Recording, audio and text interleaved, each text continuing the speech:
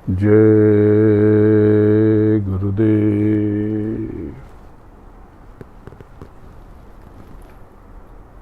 सर्वप्रथम गुरु महाराज के चरणों में कोटि कोटि प्रणाम करता हूँ। तत्पश्चात आप सबके आज्ञा चक्र पर विद्यमान आपके सूरत, आपकी रूह, आपकी आत्मा यानी आपको प्रणाम करता हूँ। देखो, जैसा मैंने कुछ समय पहले आपको बताया था, यह समय बड़ा कठिन है, लेकिन बीच में आपने मेरा वक्तव्य सुना होगा जब मैंने कहा कि कोई महापुरुष ने जन्म ले लिया। इन दोनों घटनाक्रम को बहुत गौर से समझो कि पूरे विश्व में विचित्र समय चल रहा, आपत्ति का काल, बहुत कठिन समय, और कोई महापुरुष भी कैसे प्रकट हो गया इसमें, आराम से पैदा होता। बहुत बड़ी घटना, बहुत अच्छी घटना, बहुत बुरे में से प्रस्फुटित होती है, प्रकट होती है। जब समय विचित्र हो जाए, कठिन हो जाए, इसका मतलब कि अब उसमें बहुत संभावना प्रकट हो रही है। जब अंधेरा बहुत गहरा हो जाए, हाथ को हाथ सुझाई न दे, तब समझ लेना कि प्रकाश प्रस्फुटित होने वाला है। गणित में कहते हैं कि ऋण ऋण यानी माइनस माइनस प्लस होता है। तो बिल्कुल वही परिस्थिति है। अगर आपने इस समय में अपना काम कर लिया तो बड़ा कमाल हो जाए, क्योंकि मानव तन तो बहुत अनमोल है, क्योंकि यहीं से अपने घर लौटने का मार्ग प्रशस्त होता है। क्यों? क्योंकि इसमें पांचों तत्व पूरे हैं, पूरे। ये तो किसी और देह में, किसी में 4, किसी में 3, किसी में 2, पूरे पूरे 5 तत्व हैं। अब इसको ऐसे समझ लो कि इसमें जल भी पूरा, पृथ्वी भी पूरी, अग्नि भी पूरा, वायु भी पूरा और आसमान भी पूरा। तो ये जो जगत है, ये बड़ा अद्भुत है। इन तत्वों के अधीन सब कुछ है। तो ये पिंड देह में तो ये 5 तत्व होते हैं, लेकिन जो अंडे से जीव पैदा होते हैं उसमें पृथ्वी, जल और अग्नि ये पूरे होते हैं, और जो उत्मज होते हैं उसमें केवल धरती और जल तत्व प्रमुख होता है, और जो स्थावर होते हैं उसमें केवल भूमि का तत्व होता है। तो आपकी जो ये देह, शरीर, ये मंदिर है। क्यों? क्योंकि इसमें सूरत बैठी, और सूरत प्रभु का अंश है। तो इसको बहुत अच्छे से रखो, खाने पीने में बहुत ध्यान दो। मैंने आपसे पहले भी कहा था कि भय मत रखना। जिन लोगों ने भय को अपने भीतर प्रविष्ट होने दिया, हमला उन्हीं पे हुआ है। ये जो आज का विषाणु है, आपको घबराने की जरूरत ही नहीं थी, क्योंकि आपके पास गुरु की दया है, मेहर है, कृपा है। लेकिन आप जब संदेह करते हो, घबराते हो, तब सारी दिक्कतें पैदा होती हैं। जब आपसे कोई कुछ ले नहीं रहा, केवल दे रहा, तो उसकी दया को समझना चाहिए। लेकिन आप भयभीत हो जाते हो।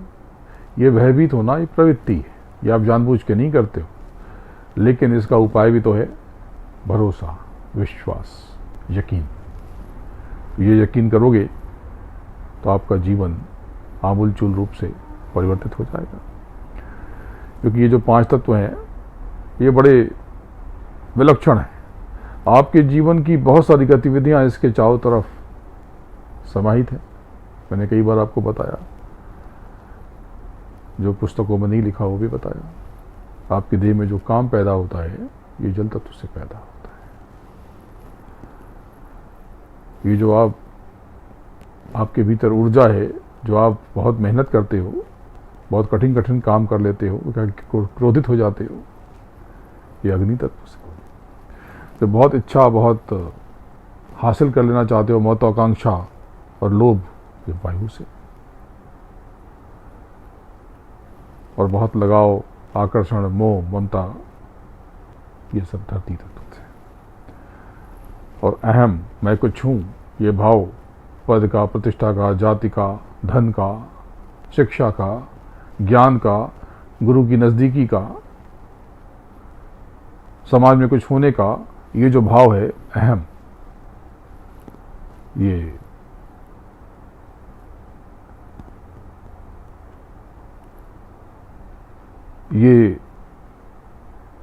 इसमें आकाश तत्व है। तो इन तत्वों के असंतुलन से, यानी जब इसका बैलेंस खराब हो जाता है, बिगड़ जाता है, तो देह में विकार पैदा होता है। तो आचरण के हिसाब से परेशानियां पैदा होती हैं। आपकी जो ये देह है, ये पिंड शरीर, इसमें जो आहार है वो अनाज, स्थूल तत्वों का। लेकिन इसके ऊपर जो देवी देवता हैं उनका ये स्थूल तत्व भोजन नहीं है, तो सुगंध है, आपको बताया है। तो बात ऐसी है, ये समय बहुत कठिन है। अगर आप मेरी बात नहीं सुनोगे और केवल चिल्लाओगे, पुकारोगे, तो ये दबाव मुझ पे आएगा।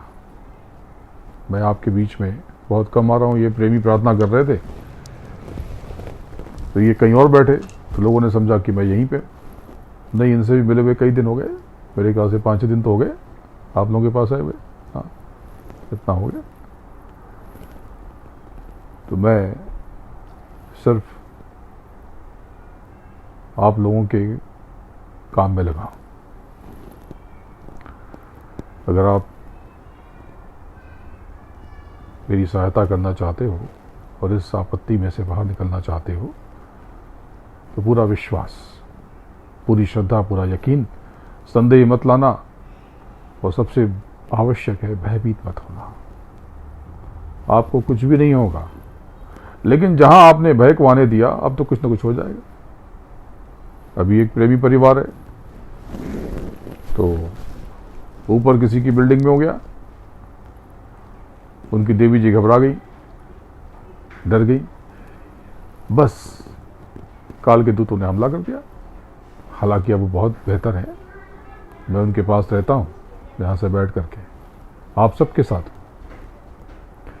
लेकिन जब आप भयभीत होते हो, डरते हो, तो ये अनादर भी तो है ना।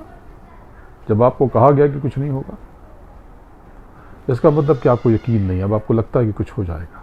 तो अब आपने वो रस्सी छोड़ दी, गुरु महाराज की वो डोर छोड़ दी, तो वो जो सुरक्षा कवच है, जो चक्र है, वो हट जाए, तो आपको कुछ भी नहीं होगा।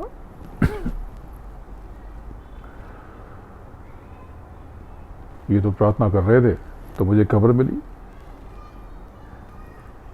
ये सत्संग है क्या, तो विचार तो नहीं था। लेकिन गुरु महाराज ने कहा कि चलो इन सब के दर्शन कराओ, तो आप सबके पास आ गया। ये तो कोई योजना नहीं थी। पहले विचार किया कि जहाँ पर ये बैठ के प्रार्थना कर रहे हैं, तो वही चलते हैं, फिर 2-3 किलोमीटर दूर है, 2 किलोमीटर के आसपास, फिर जाने में समय लगेगा। तो इससे अच्छा है कि आप लोगों से यहीं से बैठ के बात कर लो। कोशिश किया कि वो कुछ जोड़ दिया जाए, आप लोग जोड़ लेते हो, ऐड कर लेते हो,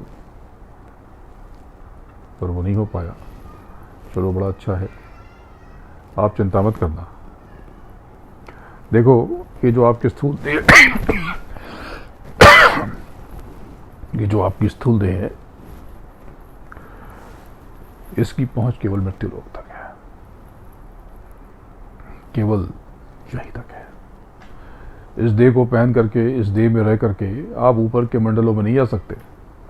लेकिन आपके पास एक और, जो आप स्वयं हो, अपनी आँख से, अपने कान से, जो दिव्य है, जो आंतरिक है, उससे आप भले चले जाओ, लेकिन इस स्थूल देह से आप इसके बाहर नहीं आ सकते, क्योंकि इसकी पहुंच केवल यहीं तक है। लेकिन इसके ऊपर जो अंड देह है, यानी लिंग शरीर, वो नीचे यहाँ भी आते हैं। ये जो देवी देवता हैं, यक्ष, गंधर्व, किन्नर, यक्ष, यक्षिणी, योग, योगिनी, ये सब यहाँ पे जो आते हैं, ये यहाँ पे भी आते हैं।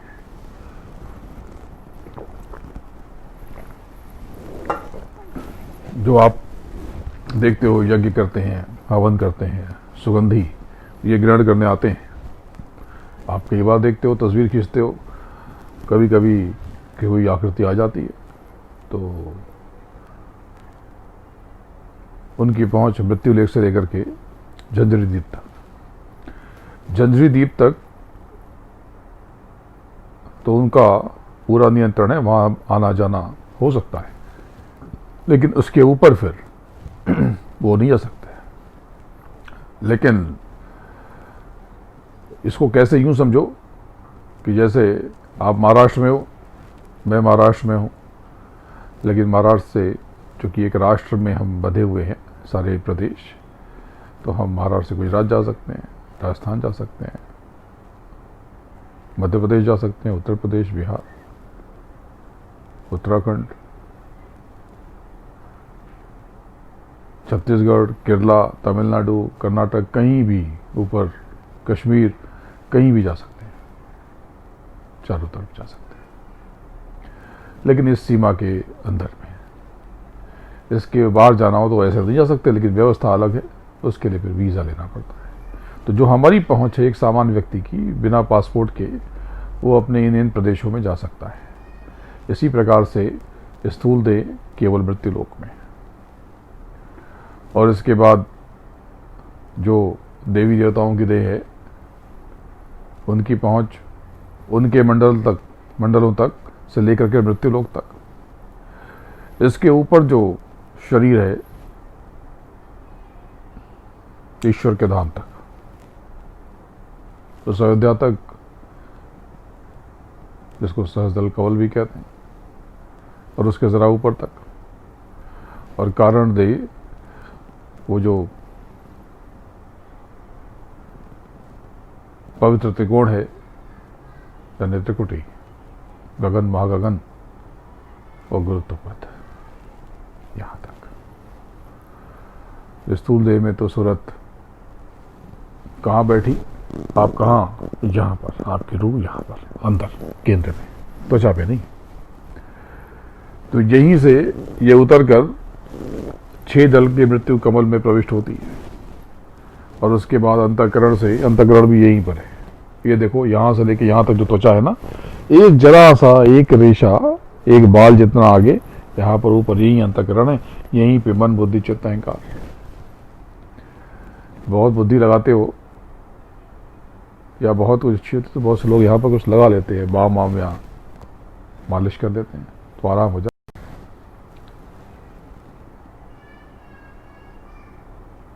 आज का ये समय, ये कालखंड बहुत कठिन है। बहुत संभल के रहो, अपने भीतर रहो, और भजन करते रहो। साधन भजन बहुत जरूरी है। ये मत छोड़ना, तो उल्टा चिंतन छोड़ देना। उल्टा चिंतन मत करना, आपको कुछ भी नहीं होगा,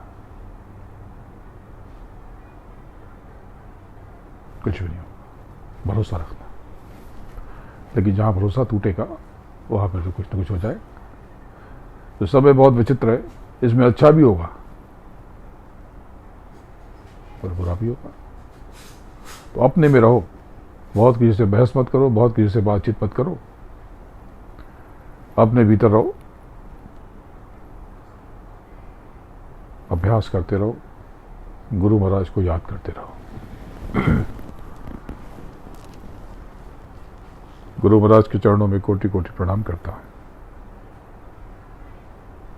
और आप सबके आज्ञा चक्र पर विद्यमान आपकी सूरत, आपकी रूह, यानी आपको नमन करता हूँ। प्रणाम। जय गुरु।